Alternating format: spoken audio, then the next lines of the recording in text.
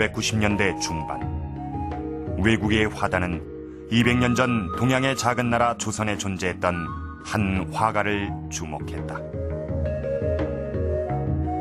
조선 최초의 에로티스트 화가. 그는 신윤복이었다.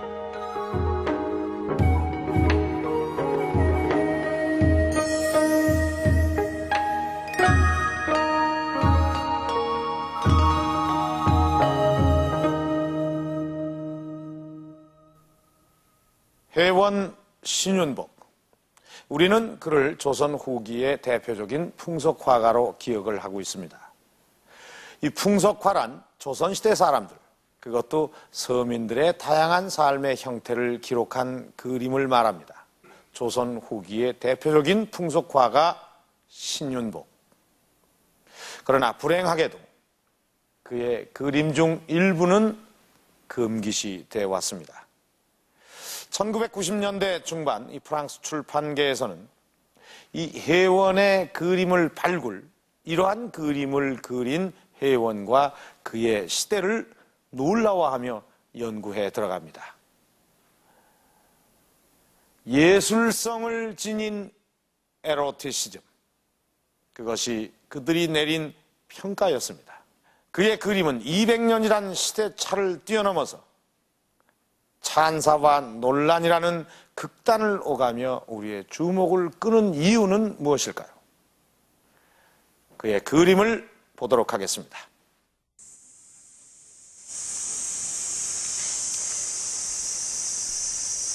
혜원 신윤복의 그림이 주목되는 이유 중 하나는 다른 풍속화에선 볼 수 없는 독특한 소재를 다루기 때문이다. 신윤복 그림 대표적인 것이 남녀간의 유흥을 그린 행락도다.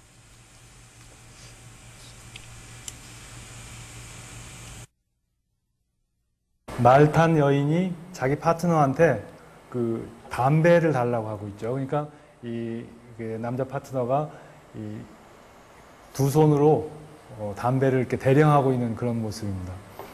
그 다음에 이제 맨 앞에 있는 말 고삐를 잡고 있는 이 양반을 보면 당신의 마부가 되겠노라, 뭐 이러한 그 표현을 하는 것 같아요. 두 여인이 개각. 신윤복은 나아가 남녀의 성이라는 금기의 소재까지도 끌어내고 있다. 이 그림은 어느 봄날 암산상의 개를 바라보고 있는 두 여인을 묘사한 것이다. 한 여인은 과부, 또 다른 여인은 처녀인데 두 여인이 느끼는 감정이 다름을 나타내고 있다. 나이든 여인의 허벅지를 꼬집고 있어요. 그리고 나이든 여인은 걸터 앉아서 무릎을 세우고 뭔가 긴장되어 있는 표정입니다.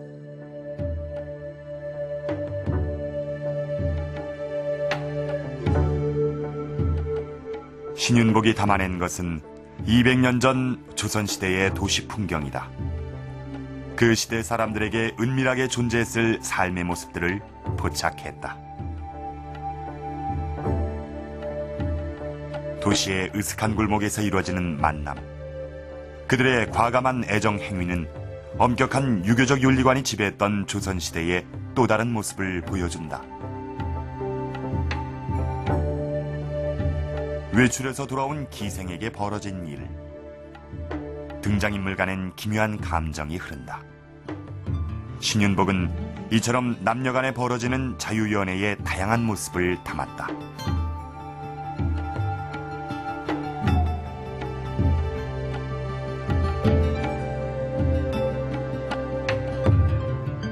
양반 유생의 매춘 현장까지. 신윤복의 그림은 조선의 성풍속사로 일컬을 만하다. 신윤복이 그려낸 조선과 조선 사람은 분명 기존의 역사서에선 접할 수 없었던 낯선 모습이었다. 유교 사회를 토대로 한 조선적인 그 사회의 어떤 구조, 어떤 얽매였던 틀, 이런 게 이제 벗어나는 주제들이죠. 즉 인간이 가질 수 있는 자기 감정을 솔직하게 표현할 수 있는 그런 시대가 된 거죠. 거기에 이제 에로티시즘이 이렇게 발산되는 것은 신윤복이 당대 변화되는 현실 속에서 본 그런 사회상을 느낌 그대로 정확하게 표현했다는 거죠. 그리고 그걸 표현할 수 있었던 것은 그만큼 사회가 이제 변하고 있다라고 하는 증거이기도 하고요. 남녀 간의 자유연애와 성풍속도를 그려낸 신윤복. 이는 전례가 없던 일이다. 조선에도 성은 개인의 본능이었지만 예술의 소재로 표현되진 않았다. 곳곳의 조형물들은 성이 아닌 타산을 위한 기원의 상징일 뿐이었다. 음양의 조화 또한 성이 아닌 성약의 국가 이념을 표현한 것이었다. 그런데 신윤복에 와서 성은 그림의 대상으로 등장하기 시작한다.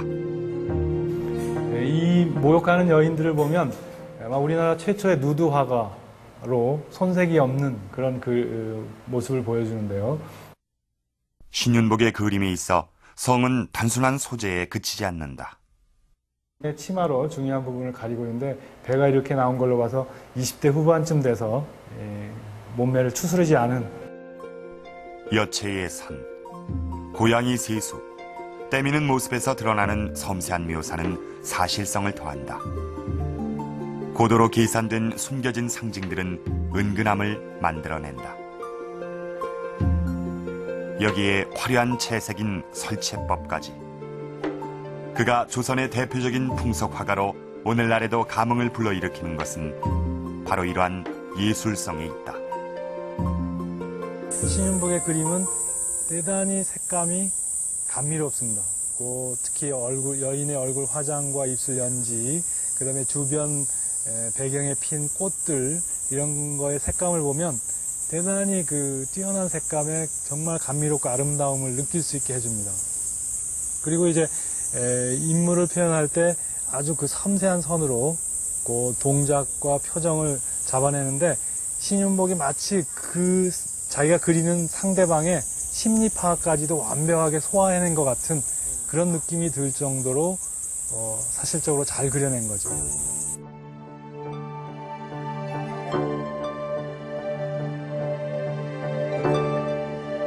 신윤복이 살았던 시대는 200년 전 유교적인 윤리관이 지배하던 그런 시대입니다. 그러한 시대에 어떻게 그는 이렇게 과감한 소재를 선택해서 거침없이 표현해낼 수 있었을까? 화가 신윤복에 대한 의문이 일지 않을 수가 없습니다. 신윤복이 본격적으로 거론되기 시작한 것은 그 신윤복 사후 무려 100년이 지나서입니다.